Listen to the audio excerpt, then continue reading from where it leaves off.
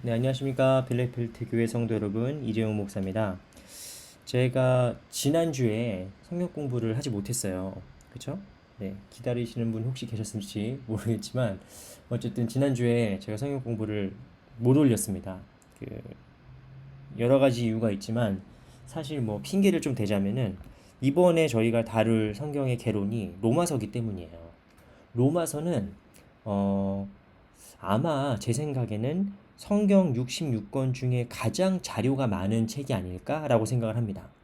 가장 많은 신학적인 주석이랄지 이런 로마서를 해설하는 내용이랄지 그런 주제에 대한 얘기가 많아서 어떤 걸 중심으로 말씀을 드릴까 막 보다가 못한 이유도 있어요.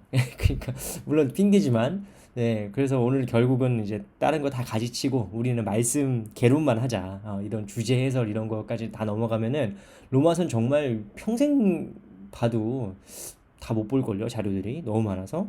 네, 그래서 어쨌든 그만큼 오늘 되게 중요하고 유명한 말씀인 로마서 말씀을 같이 보려고 합니다. 로마서가 기독교 역사에서 차지하고 있는 비중은 엄청나요. 일단 로마서의 성격 자체가 대단히 조직적이거든요. 조직적인. 기독교의 복음이 갖고 있는 다양한 이야기들을 가장 조직적으로 압축해가지고 딱 체계화시킨 게 바로 로마서의 말씀입니다. 그래서 기독교 신학의 역사에서, 교회의 역사에서 가장 큰 영향을 미칠 말씀이거든요. 그리고 교회의 역사 속에서 굵직굵직한 사건들이 그 사건들이 무엇과 함께 일어나냐면은 로마서를 재발견하면서 일어납니다. 그러니까 사진이 지금 총 4개 있지만 뭐 어거스틴 같은 경우도 로마서를 통해서 회심을 아예 한 사람. 그래서 로마서를 통해서 회심을 하고 밑에 좀 사진 순서가 이상하네요. 마틴 루터 같은 경우도 이제 로마서를 다시 읽다가 거기서 이제 종교 개혁이 일어나고 존 깔뱅은 이제 그 로마서 속에서 예정론의 교리를 더 발전시킨 사람이죠. 그리고 뭐 웨슬리랄지 저 우측 상단에 있는 감리교 창시자인 웨슬리도 로마서 말씀으로 감화를 받고 사진에 나와 있지 않지만 이제 스위스와 독일의 중요한 현대의 가장 중요한 철학자 신학자인 칼바르트도 로마서를 통해서 하나님의 이제 새로운 새로운 복음은 아니죠. 근데 복음을 재발견하는 거죠. 복음을 재발견하고 하나님의 그 크신 사랑과 은혜와 의를 다시 한번 재발견해서 교회와 신학의 뭔가 혁명과 개혁을 이끈 말씀입니다. 역사적으로. 그래서 로마서의 중요성은 정말 몇 번을 강조해서 말씀드려도 부족하고, 어, 제가 참고한 자료 중에 존 스토트가 쓴 로마서 주석이 있는데, 그 로마서 주석에 보면은 서문에 그렇게 써 있어요. 내가 로마서를 주석을 쓴다고 했더니 동료들이 그렇게 물었다. 로마서 주석을 또 써? 뭐 이렇게 물을 정도로 아무튼 엄청나게 많은 자료들이 있는 책입니다. 그래서 목사님들과 신학자들이 그렇게 로마서를 강조하다 보니 많은 평신도, 많은 일반 성도님들이 로마서는 어려워 하고 접으시는 분들이 많아요. 어렵지 뭐. 라고 해서 왜 로마서는 교리적인 책이고 신학적인 책인가 보다 라고 생각하신단 말이죠. 그런데 사실 그렇지 않습니다. 성경에 그런 게 어디 있겠어요. 물론 더 배우면 배운 만큼 아는 만큼 보이지만 모른다고 이해를 못하면 그 성경 하나님께서 우리에게 주신 말씀이 아니죠. 실제로 로마서는 우리가 뭐 조직 신학의 뭐 교과서다 뭐 엄청난 찬양과 칭찬이 가득하지만 로마서 속에 모든 신학적인 교리가 다 들어있진 않아요. 그러니까 교회론이랄지 성례전, 부활이나 종말에 관련된 부분들이 나오긴 하지만 충분히 다른 말씀들만큼 다루어지지 않거든요. 그리고 로마서를 썼을 때 바울이 무슨 대학 교수실 같은 데 들어가가지고 연구 자료를 쓴 게 아닙니다. 로마서는 철저히 다른 모든 성경과 마찬가지로 현장에서 쓰여진 책이에요. 그래서 그걸 꼭 아셔야 됩니다. 이게 신학자들이나 목사님들이 주로 말한다고 해서 이게 되게 어려운 책, 우리가 이해하고 접근하기 힘든 책이 아니라 정말 그 교회 현장에서 쓰여진 책이에요. 그래서 로마서를 얼마나 알든 모르든 뭐 어거스틴이나 칼바르트를 알든 모르든 그게 중요한 게 아니라 이 말씀 자체만 봐도 우리에게 은혜가 되고 하나님의 말씀이 들린다는 거죠. 그래서 로마서의 배경을 먼저 보시면요. 일단 첫 번째로 제일 중요한 건 로마서는 로마에 있는 교회에 쓴 편지입니다. 로마서. 근데 로마 교회는 사도 바울이 과연 이 교회를 세웠느냐? 세우지 않았습니다. 사도 바울은 이미 존재하는 로마 교회에게 편지를 쓰는 거예요. 이미 존재하는 로마 교회에 편지를 쓰기 때문에 첫 인사가 이렇게 돼 있는 거죠. 예수 그리스도의 종 바울은 사도로 부르심을 받아 하나님의 복음을 위하여 택정함을 입었으니, 그러니까 바울이 자기 스스로를 소개하죠. 로마 교회. 왜? 로마 교회에서 사도 바울에 대해서 긴가민가 의심을 하거든요. 왜냐면 그때 당시에 로마 교회가 어떤 상황이었냐면은, 여러 가지 역사적인 배경도 있습니다만 그건 좀 뒤로 미루고요. 뭐 누가 유대인들이 추방됐다가 또 이방인들이 교회의 그 주도권을 잡고 뭐 그런 갈등들이 있습니다만 그거는 다 얘기하면 또 길어지니까, 유대인과 이방인의 갈등이 있더라는 겁니다. 로마 교회 당시에. 그게 로마서 종종 나와요. 로마서에. 그리고 믿음이 약한 자와 강한 자의 갈등이라고 묘사되어 있습니다.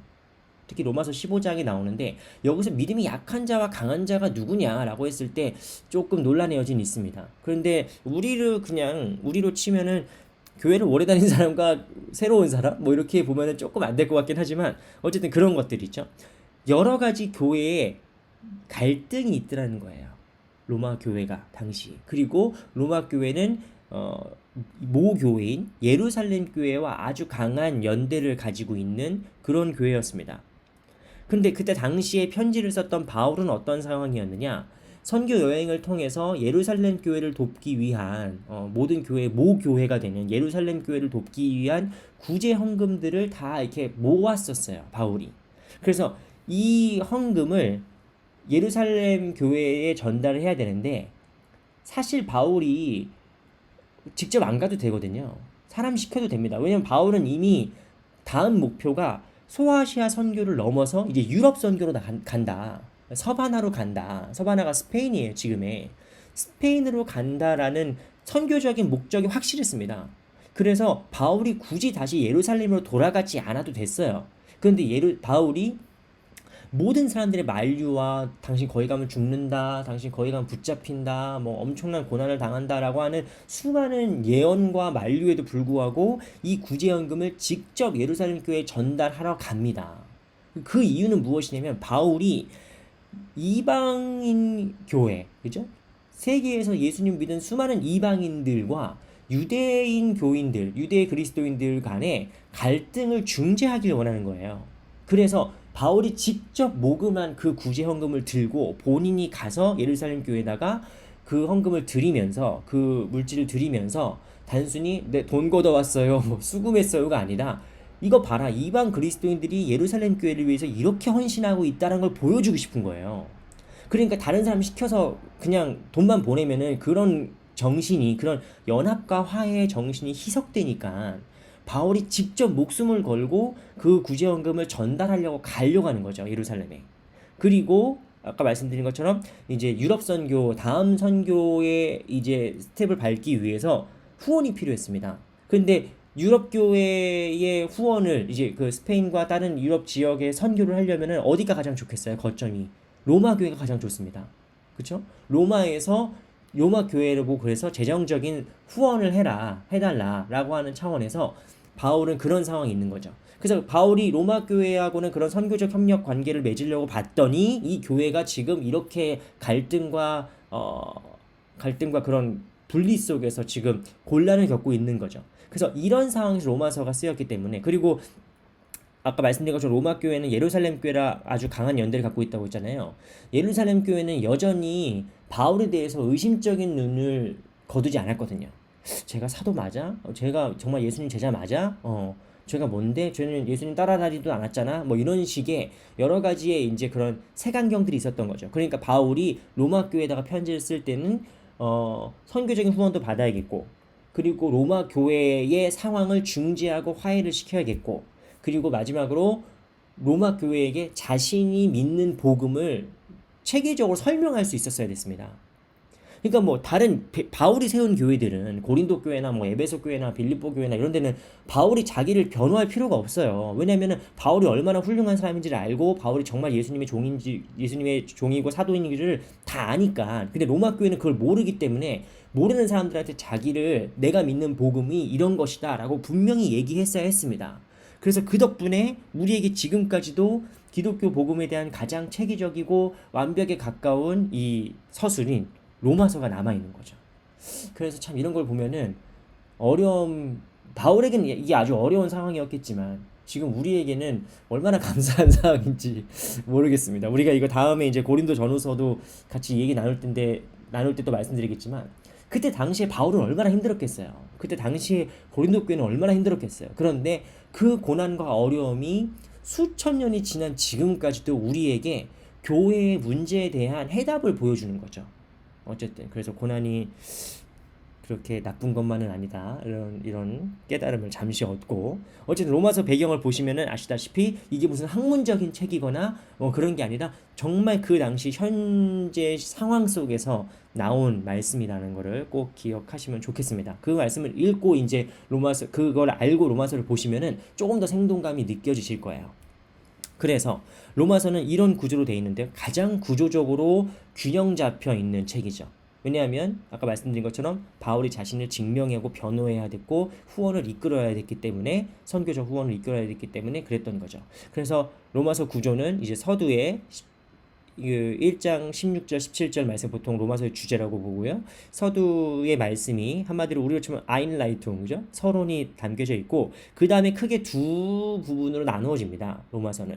그래서 1장부터 11장까지 말씀을 우리가 바울이 믿는 복음을 서술하고 있다라고 얘기를 해요. 그래서 이거를 이제 인디카티브라고 하는데 그러니까 이것이 바로 복음의 서술적 정의다. 라고 해서 하나님의 의가 무엇이고 하나님 우리의 상태가 무엇이고 예수 그리스도의 십자가 사건이 어떤 의미이고 막 이런 것들을 그래서 우리가 예수님의 십자가를 믿고 하나님의 의롭다 여기심을 받으면 이제 어떻게 되는 건지에 대한 그리스도의 자유에 대해서 막 얘기한 다음에 이제 12장부터는 임페라티브 명령이 나오는데 이건 이제 바울의 윤리라고 합니다. 그래서 우리가 믿은 바 의롭다 여김을 받았으면 12장부터는 뭐냐면 그 의로움을 구현하는 삶을 살아야 된다. 이거를 강조하고 있는 거죠. 그래서 이제 일반적인 윤리가 아니죠. 그리스도인의 윤리에 대한 파트가 나오는 거죠. 그 여기에서 보시면 특별히 뭐 14장부터 15장까지 말씀에 아까 말씀드린 로마 교회가 처해 있는 상황, 그 교인 간의 갈등의 문제들을 이제 다루고 있는 걸 우리가 볼 수 있는 겁니다. 그리고 마지막으로 이제 로마 교회에게 이제 자신이 받은 추천서들 그리고 문안하고 인사하고 하는 장면들이 나오게 되죠. 그게 로마서의 이 구조고요. 이 얘기는 안 할 수가 없습니다. 로마서 말씀을 다룰 때 의라는 부분은 다루지 않을 수가 없어요. 왜냐하면 로마서는 의라는 단어, 디카이오순의 디카이오 아무튼 여러 가지로 의롭게 하신다, 의롭다, 이런 그런 단어들이 가장 많이 나옵니다. 압도적으로 많이 나와요. 모든 성경 다른 말씀들에서. 그래서 의가 뭐냐 이것만 가지고도 로마서에서 말하는 의가 무엇이냐는 걸 가지고도 진짜 논문이 몇 편일까요? 이건 다 알 수 없죠. 하지만 우리가 중요한 거는 이제 바울이 말하는 로마서의 주제인 의가 하나님께서 우리에게 주시는 것이고 우리는 그 하나님의 의를 의롭다 하심을 믿음으로써 이제 우리가 의롭다 여김을 받는다. 그것을 이제 한자말로 줄여서 이신칭의라고 합니다. 믿음으로 인해서 의롭다 여기심을 받는다는 거예요. 그 독일 말로는 레이시트페아티움슬레러라고 하는데 그죠? 정당화된 거죠. 우리가 하나님 앞에서 의롭다라고 여김을 받게 되는 사건을 로마서가 중심으로 다루고 있습니다. 그래서 로마서 1장 16절에서 17절 말씀이 이제 로마서의 주제라고 보고 아인라이팅의 핵심인데 이 로마서 서론의 핵심인데 복음이 무엇이다? 바로 하나님의 의가 나타나고 믿음에서 믿음에 이르게 하는 것이다. 의인은 믿음으로 말미암아 의롭다 여김을 받는다는 거예요. 이게 로마서의 핵심입니다. 그리고 지금까지도 기독교 복음의 핵심이죠. 우리가 예수님 믿는 이유가 무엇입니까? 우리가 착하게 살아야 천국 가는 게 아니죠. 착하게 살아야 되지만 하나님 백성답게 착하게 살아야 되지만 그건 로마서 12장 이후에 나옵니다. 그런데 기독교 핵심이 뭐예요? 착하게 살고 선을 많이 쌓고 공덕을 많이 쌓아서 하나님께 이루고 그런 게 아니라는 거예요. 우리는 기본적으로 오직 믿음만이 하나님의 자녀가 되는 길이라는 것을 우리가 고백하는 거거든요. 이게 이신칭의예요. 말은 어렵지만 결국에는 우리가 믿음으로 구원받는다. 믿음으로 의롭다 여김을 받는다. 이게 로마서 핵심입니다.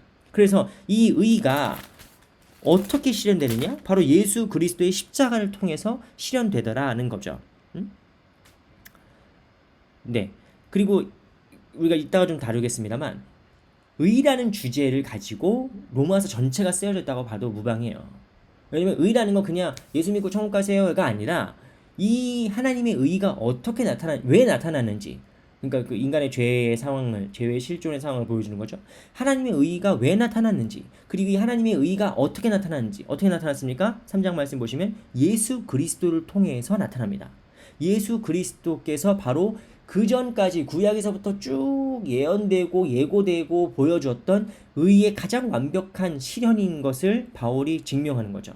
그리고 이제 모든 유대인들이 부정할 수 없는 아브라함 역시 믿음으로 의롭다 하심 받았다. 그러니까 이 믿음과 의라는 관계가 결코 뭐 자신이 만든 발명품이 아니라 바로 하나님 나라의 복음의 법칙이다라는 것을 이제 바울이 계속해서 강조하고 있는 겁니다. 그리고 9장부터 11장 말씀 보시면은 이스라엘 니네만 의로운 백성, 니네만 하나님의 백성이 아니라 이방인들 또한 믿음으로 말미암아 약속의 자녀가 된다라는 것을 강조하고 있습니다. 그리고 결국에는 이제 12장 임페라티브로 들어가면은 그 의의 삶을 살아내고 하나님의 의를 구현하는 삶을 살아라라고 로마서가 전체적으로 쓰여져 있는 거죠. 그러니까 의라는 주제는 단순히 추상적인 어떤 뭐 이야기가 아니라 로마서의 핵심을 꿰뚫고 있는 가장 중요한 주제라는 겁니다. 이해가 좀 되실지 모르겠어요. 근데 뭐 뭐든지 그렇지만 어려운 얘기죠. 네, 어렵죠. 하지만 가장 핵심적이고 중요하다. 그리고 여기서 말하는 의는 단순히 막 정의란 무엇인가 뭐 이런 되게 철학적인 담론이 아니에요. 하나님의 의가 무엇입니까? 이거는 이제 그 행위 동사라고 하는데, 행위 명사, 행위 동사라고 하는데, 하나님의 의는 결코 추상적인 의로움, 정의 뭐 이런 개념보다는 잘못된 것을 바로잡는다는 뜻이 있습니다. 그 두 번째로 구원하신다는 뜻이 있어요. 그러니까 로마서가 말하는 의의 문제는 결국엔 구원의 문제예요. 죄인된 우리를 구원하시는 하나님의 방법을 이야기하고 있습니다. 그래서 제가 아까 어렵다고 말씀드린 거 난 실수고 죄송합니다. 당연히 끝을 알 수 없는 어려움이지만 어린아이도 이해할 수 있는 진리죠. 그게 뭡니까? 바로 하나님께서 예수 그리스도를 통해서 우리에게 구원을 베푸셨다는 겁니다. 그게 로마서에서 말하는 가장 핵심적인 내용이라는 거고요. 어려운 주제를 피하다 보니 아주 좋은 테마를 얻었는데, 로마서가 신학적인 서술로 가득한 차가운 이성적인 논문이 아니라는 거예요. 왜냐하면 로마서가 그 굵직굵직한 논의가 끝날 때 찬양으로 끝나는 모습을 볼 수 있습니다. 그러니까 예수 그리스도 안에서 일어난 하나님의 막 구원 사건, 그 의로움이 무엇이냐, 막 하나님의 막 절대적인 사랑과 심오한 지혜를 막 얘기한 다음에 결국은 어떻게 끝나냐면은 8장 31절 39절 말씀이 나오는 거예요. 누가 우리를 하나님의 그리스도의 사랑에서 끊으리요 라고 하면서 성경에서, 지난번에 제가 설교했는데 성경의 지성소라고 불리는 성경에서 가장 아름다운 가장 핵심적인 말씀이라고 불리는 이 8장 이 찬양시가 나오는 거죠. 8장의 찬양시. 그러니까 높음이나 기품이나 다른 어떤 피조물이라도 우리 주 예수 그리스도의 사랑에서 예수 그리스도 안에 있는 하나님의 사랑에서 끊을 수 없다라고 하는 가장 이 아름다운 찬양시가 여기서 나오는 겁니다. 논리를 끝내면서. 저는 그리고 11장 인디카티브의 마지막, 신학적 서술의 마지막 또한 역시 깊도다 하나님의 지혜와 지식의 부요함이요 라면서 이제 하나님을 찬양하는 것으로 마칩니다. 저 이런 거를 보면서 신학을 공부하고 있는 사람으로서 오늘날 신학이 참 잃어버리고 있는 이 파토스가 아닌가라는 생각을 할 때가 많아요. 신학 책들이 되게 재미없거든요. 책만 재미없는 게 아니라 신학이고 하나님에 대한 신앙을 설명하고 서술하고 또 소개하고 전파하고 하는데 너무 차가운 과학적 방법론으로만 이렇게 점철되고 있지는 않은가라는 생각을 할 때가 많아요. 신학의 찬양을 잃어버리면은 되게 안타까운 거죠. 설교도 찬양을 찬양이라는 건 단순히 곡조를 붙여서 우리가 하나님께 노래한다가 아니라 결국에 이 모든 것들이, 결국에 우리가 설교하고 기도하고 말씀 읽고 하는 이 모든 것들이 결국 뭡니까? 하나님께 영광을 올려드리고 아름다움으로 피어나는 게 우리 신앙의 궁극적인 목적 아니겠습니까? 그래서 우리가 보통 천국은 찬양이 가득한 곳이라고 말하잖아요. 근데 로마서가 신학이라는 학문의 가장 그 원시적인 모델이 되는 이 로마서의 구조가 결국 찬양으로 이렇게 마무리되고 있다는 것은 저에게, 목사이자 또 신학을 공부하는 저에게 되게 많은 인사이트를 줘요. 결국 이게 다 하나님께 영광 올리고 아름다움이 구현되는 것이 더 중요한 게 아닌가, 뭐 이런 생각을 쓸데없이 해봤습니다. 네, 다음 보시면. 그래서 의로움, 뭐 좋아요. 하나님께서 우리를 믿음으로 의롭다 여기신다, 뭐 다 좋은 말입니다. 그런데 어쩌라는 거예요, 도대체?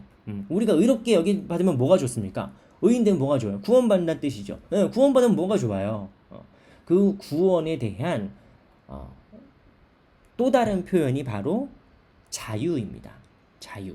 그 로마서에서는 의와 구원의 문제에 대해서 계속 다루다가 그 굵직굵직하게 나눠지는 장면이 있는데, 특히 로마서 5장은 그래서 우리가 의롭다 여기신 받는다는 게 무슨 뜻이냐? 그게 무슨 뜻이냐면은 죄로부터 자유케 된다는 뜻이야 라고 설명해 주는 겁니다. 의인은 그리스도 안에서 한 의인으로 칭함받는다는 것은 죄로부터 자유케 된다는 것이에요.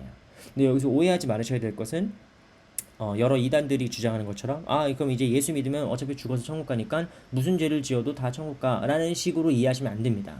그렇게 구원파식으로 이해하시면 복음을 잘못 이해하신 거죠. 복음을 잘못 이해하신 거죠. 그래서 뭐 6장 1절에 바울이 이렇게 써 있잖아요. 은혜를 더하게 하려고 죄에 거하겠느냐? 뭐 그건 아니에요. 그래서 이거는 다른 얘기입니다만, 이 12장에 나오는 이제 임페라티브 윤리적인 그 파트에서 좀 다룰 이야기는 아닙니다만, 죄로부터의 자유를 얘기하는 것은 우리의 영적인 신분이 변화받았다는 걸 얘기하는 거지. 여러분이 앞으로 예수 믿었으면 이제 뭐 사기를 치든 또 무슨 뭘 하든 상관없다, 어차피 죽으면 천국 간다 라는 식의 싸구려 복음 이해가 아닙니다. 결국 그렇게 이해하시면 안 되고요. 바울이 얘기하는 그리스도인의 자유에서 첫 번째 파트인 죄로부터의 자유는 우리가 하나님으로부터 의롭다 인침 받았으면 우리의 영적인 신분이 바뀌었다. 본질이 완전히 바뀐 물이 변해서 포도주가 된 것처럼, 똑같이 액체로 보이지만 본질이 완전히 다르잖아요. 그걸 얘기하고 있는 겁니다. 그리고 6장은, 그 다음 장은 이제 죄로부터 자유롭게 얻었으면 죄의 삭은 사망이니까 사망으로부터의 자유를 이야기하고 있습니다. 이 말도 결코 뭐 신천지처럼 뭐 죽지 않는다 뭐 이런 식으로 이해하시면은 이단인 거죠. 걔네들이 괜히 이단이 아니에요. 여기서 말하는 죽음도 역시 영적인 죽음입니다. 우리가 하나님으로부터 완벽하게 떨어지는 죽음이 이제 우리에게는 있을 수 없다는 거죠. 그게 8장에 나오는 것처럼 세상의 그 어떤 것도, 사망이나 기품이나 그 어떤 것도 우리를 향하신 그리스도 안에 있는 하나님의 사랑에서 떨어뜨릴 수 없는 그 사랑을 얘기하는 겁니다. 여기서 6장에서 말하는 죽음으로부터 자유는 무엇이냐? 하나님으로부터 떨어질 수 없는 자유예요. 이제 그건 구속 아닌가요? 이렇게 얘기하실 수 있지만, 하나님으로부터 떨어지는 게 지옥인 거예요. 하나님으로부터 상관이 없어지는 게 지옥인 겁니다. 그게 죽음인 겁니다. 영적인 죽음. 그런데 나중에 요한계시록에 나오겠지만 그게 이제 둘째 사망인 거예요. 그런데 우리는 죽음으로부터 자유라는 것은 영원히 하나님과 떨어질 수 없는, 하나님께서 우리를 책임져 주시는 그 안전함, 그 자유를 이야기하는 거죠. 그리고 7장 말씀에서는 이제 율법으로부터의 자유. 그러니까 죄와 사망으로부터의 자유는 신분에 대한 자유라면은, 율법으로부터의 자유는 우리의 정신세계, 우리를 지배하고 있는 어떤 그때 당시에 율법이라고 표현되어 있지만 7장에서는 우리로 치면 어떨까요? 뭐 종교적인 관습이랄지 아니면 뭐 여러 가지 틀이라고 할 수 있겠죠. 어쨌든 그것으로부터의 자유를 얻을 수 있는 겁니다. 그리고 마지막으로 성령 안에서 누리는 하나님의 자녀의 자유가 나오게 됩니다. 그래서 구원이라는 것을 단순히, 저는 이 로마서의 핵심적인 자유의 4가지만 보아도 노방전도에서 예수친당 불신지옥 외치는 게 얼마나 편협한 복음 이해인지를 알 수가 있어요. 생각하게 됩니다. 한국에 있는 주요 교단에서는 그런 식의 노방전도는 이제 금지를 했어요. 그런데도 이상한 데들이 많이 나오는 거죠. 전도하지 말라는 얘기가 아닙니다. 그리고 그분들이 길거리에 나와서라도 예수님의 복음을 증거하겠다라고 하는 열심을 탓하고 싶은 마음은 없어요. 그런데 복음의 이해라는 것이 이렇게 영적 존재와 신분과 영원히 끊을 수 없는 하나님의 사랑과의 연합과 그리고 우리가 하나님의 자녀가 되는 그런 권능들을 다 가지고 있는 엄청나게 풍성한 복음의 비밀을 그냥 믿으면 천국 간다 라는 식으로 1 더하기 1은 2 뭐 이렇게 도식화해버리는 건 너무 안 되죠. 이렇게 하면 안 되는 겁니다. 그래서 우리가 믿는 예수 그리스도, 우리가 믿는 그 예수 그리스도의 의미, 구원의 의미가 정말 깊은 거죠. 너무 깊은 거죠. 그냥 죽어서 천국 가네 라고만 생각하고 살기에는 너무 이 삶이 아까운 겁니다. 하나님께서 우리에게 우리를 구원하시고 이 세상 가운데서 살아가게 하시는 것은 바로 이 구원의 놀라운 열매를 우리가 받아 누리고 또 이 복음을 나누고 이 땅에 하나님의 나라를 우리가 살아내는 것이 로마서가 말하는 그리스도인의 자유인 겁니다. 그래서 결코 이신칭이라는 것은 싸구려 복음을 뜻하는 것이 아니라 바로 그리스도인들의 자유와 그 풍성한 삶을 보여주고 있다라는 것을 기억하셨으면 좋겠습니다. 그리고 마지막으로 이제 율법에 대한 파트인데, 보통 이제 이거는 신학을 공부하신 분들은 되게 익숙한 이분법적 구조예요. 그러니까 뭐 그 믿음과 행위랄지 율법과 복음이랄지 뭐 이런 식으로 이렇게 딱딱 도식화 시켜가지고 막 행위는 다 부정한 것, 아니면 뭐 율법은 다 부정한 것, 영과 육해서 뭐 육은 다 부정한 것, 뭐 이런 식으로 보는 전통들이 교회 안에 많이 남아 있긴 했습니다. 그런데 그리고 로마서에도 그게 분명히 있어요. 복음과 율법이 대립이 됩니다. 복음과 율법이 대립이 되고, 바울이 율법의 시대가 이미 끝났고 율법엔 기능이 있을 뿐이다. 율법이 그럼 뭐 아예 불필요한 건 아니다. 기능이 있는데 율법의 기능이 뭐냐? 마치 엑스레이처럼 죄를 드러내 보여주는 기능이 있다. 그리고 율법으로서는 우리가 율법으로 구원받는 것이 아니다. 그리고 예수 그리스도께서 율법의 마침이 되셨다. 율법의 완성이 되셨다라고 하는 그런 구절들이 나와요. 그런데 밑에서 써놨지만 바울이 결코 율법을 막 의미 없다, 이제 율법 끝났다 뭐 이렇게 얘기하는 사람은 아니거든요. 그러니까 복음과 율법을 이렇게 이분법적으로 대립시키는 것은 글쎄요, 이건 신학을 공부하신 분들이라면 논란의 여지가 있지만 그 바울을 그렇게 너무 무율법주의자로 몰아가는 것은 옳지 않습니다. 바울은 율법의 존재를 이렇게 긍정하고요, 율법을 인정하고요, 대신 그 율법이 복음을 지배하지 못하도록 한 거예요. 왜냐하면 그리스도의 복음이 이미 율법이 완성이 되었기 때문에, 그 예수 그리스도께서 완성시킨 법의 이름이 뭐예요? 생명의 성령의 법이죠. 생명의 성령의 법이 율법을 완성시킨다라는 것이 바울의 핵심적인 주장이지, 뭐 율법이 이제 필요 없다 이런 주장이 아니라는 거죠. 네, 이 얘기를 왜 이렇게 강조해서 드리냐면은 우리가 복음과 율법을 대립시키다 보니까 우리가 복음 로마서를 읽을 때 많은 개신교인들이 율법이 이제 의미 없는 것처럼, 아니면 믿음과 행위를 구분시키다 보니까 행위는 이제 의미 없는 것처럼 뭐 이렇게 여기는 분들이 많아서 그래요. 그래서 근데 오히려 바울은 12장에 나오는 것처럼 우리가 그리스도의 자녀된 자들로서, 우리가 의롭다 여김 받으신 자로서 우리 예배 자체가 우리의 삶 자체가 영적 예배라고 부를 정도로 우리의 삶과 우리의 믿음이 결코 구분될 수 없다는 것을 바울이 계속 강조하고 있지 않습니까? 그리고 아까 우리가 본 것처럼 그 바울이 로마서를 썼을 때 그냥 단순히 신학적인 논문처럼 복음과 율법을 막 개념적으로 구분시키는 것이 아니라 이 복음과 율법의 대립이 보여주는 것은 뭘까요? 바로 유대 그리스도인들과 이방 그리스도인들의 갈등을 중재하려고 하는 거예요. 그러니까 바울이 유대인들 다 뭐 이제 필요 없다고 내버렸습니까? 그런 적 없습니다. 바울은 결코 유대 그리스도인들을 포기한 적이 없어요. 유대 그리스도인들이 바울이 마음에 안 드는 거지. 그러니까 이 둘을 어떻게든 조화시키려고 했던 목회적이고 선교적인 그 개념이라고 이해를 하시면 좋다라는 말씀을 드리겠습니다. 그래서 앞으로도 이제 우리가 바울 서신 하면서 나오겠지만 사도 바울이 이분법적으로 대립시키는 것들이 있습니다. 복음과 율법, 뭐 신앙과 행위, 뭐 영과 육, 이런 이분법적인 구조들을 우리가 말 그대로만 그냥 보고 딱 그렇구나.